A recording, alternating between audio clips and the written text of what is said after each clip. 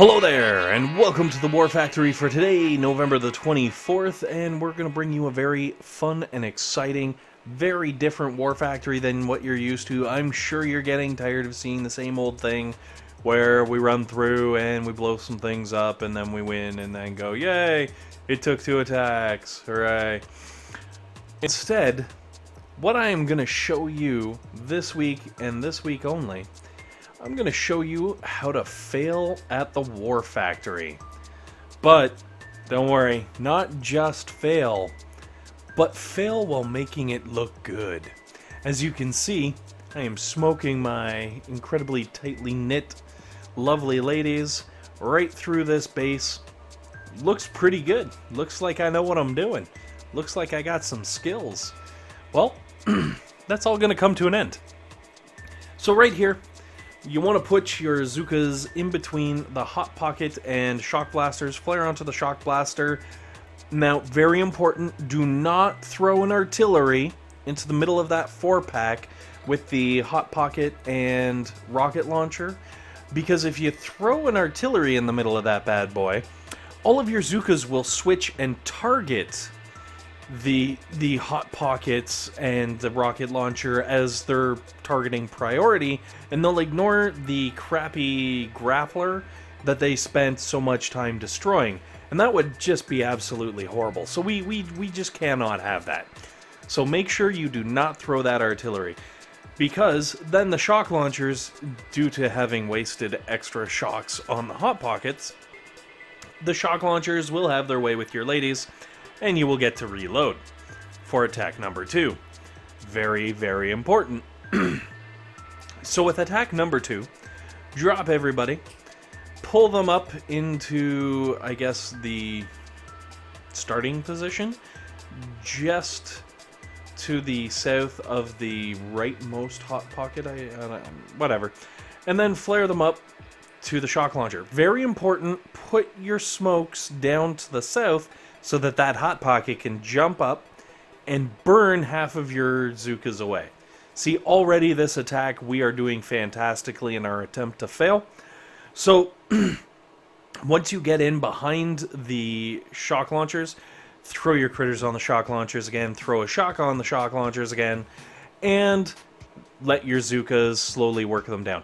You're not going to have to worry about flaring onto them or doing damage to them because you've already barraged them, and you know they're going to get targeting priority. Now, if you've made a mistake and you accidentally threw that artillery into the middle of the northernmost pack there, and all on the first attack came down and blew up most of the Shock Launchers, that's okay. There's room for you to fail later. So, attack number 3, clear out the last Shock Launcher just to get it out of the way because it's fun. And we're going to go back into the bottom right-hand corner again because it worked so well for us previously, I guess. I don't know. Obviously, the boom cannons are going to shoot away and take out some of our lovely ladies. That's fine. We can work with that. So once they get grouped up and start taking out some boxes to give you extra GBE, because you definitely want to have as much GBE as possible when you're trying to fail, smoke past the Hot Pockets, because if you're like me, you're still going to be feeling the burn from last time. Get it? The burn?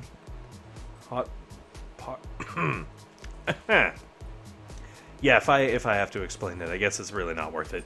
So anyways, go up into the top right-hand corner, take out the grapplers, which hopefully you only have the 2 because your Zookas wasted so much time taking them out. But if you have all 3 there, it's not a big deal. Your Zookas are going to be able to take them down lickety-split.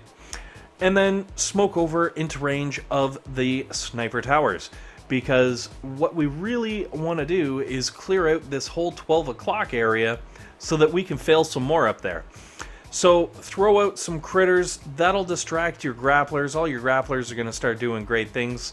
And throw a shock down on your sniper towers. And as you can see, the Zookas will fan out just absolutely wonderfully. And you will be able to start taking out all of the defenses, you know, basically opening this up with just an insane amount of Energy. Now, as you saw with that shock, very key, make sure you throw the shock in the least efficient manner. Don't try and get the grappler that you could also get. See, I'm showing you how not to do it. It gets the 3 Doom Cannons and the grappler all in one shock. You don't want to do that because that's going to save some of your Zooka's lives and it's going to cause you to, you know, get further with the attack. That would be horrible. We're not going to do that.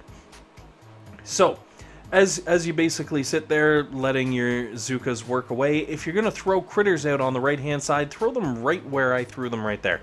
As you can see, those critters were fully within range of the Hot Pocket and the machine guns, allowing those 2 defenses to just disintegrate the critters instantly, because if you had thrown those critters on the HQ on the Zooka side, the Doom Cannons would still have had range, and they would have slowly picked away at your critters, but the machine guns and Hot Pockets and stuff would not have had range, and like that would have just been horrible because then, you know, you would have ended up in a situation where you stayed alive with your troops too long. Okay, on to attack number 4. Make sure you land as far over to the right as possible so you run over the mines that are killing your troops. That'll help dwindle out some numbers really fast. And then just drop everything right there at 12 o'clock on the base, because you won't even have to flare. You can just let them sit there and they'll start killing things. Now remember what I said, throw those critters over by the Hot Pocket and machine guns to maximize the death as fast as possible and reduce the effectiveness of them. Also some critters over there in the north just to distract the grapplers there, and let your Zookas just kind of plow away. With luck, because you've done things in the least efficient way possible, you will not be able to make it through the HQ. Don't worry, I'm staying true to my word. I will not make it through the HQ on this attack because I will run out of energy and allow all those Doom Cannons to go AoE crazy. That's actually one of the things I even forgot to mention. As you'll see, there are the 3 Doom Cannons and the grappler down there in the bottom right-hand corner, but to the left of that, there's 2 other Doom Cannons there. Make sure you don't shock those or throw critters that could distract those, because they're going to sit there and they're going to peck away at your Zookas and do some pretty serious damage. Very important. Now, attack number 5. We're almost there, guys. You could just use GBE and finish off the base, but that is not what you're looking for now, is it? You're looking at how to fail at the War Factory. So, we are going to do that with spades. Once again, land everybody and go to the right-hand side because it's been working so fantastically for us. We've already, you know, kind of cleared out the mines and stuff in the middle. It's just not going to be as good. We're going to go around and take the long route because that way we have the best chance of messing up and losing troops. From the back corner, run them once again right into the 12 o'clock and wham, right there. Give it a few minutes and you can start throwing critters, again remember, in the worst possible place, and throw in some smokes to guard them against no defenses, because everything is already dead, let's be honest. Anyways, make sure to flare, like land them far away and flare them so they span out and come out from the smokes, and then shock all the things way before the smokes wear off. Aw, crud. I accidentally one-shot the base with the Zookas that were remaining. I kind of messed up, guys, sorry. Hopefully this has been helpful, hopefully this has been entertaining, and most importantly, hopefully you guys have a fantastic day. Thanks for watching.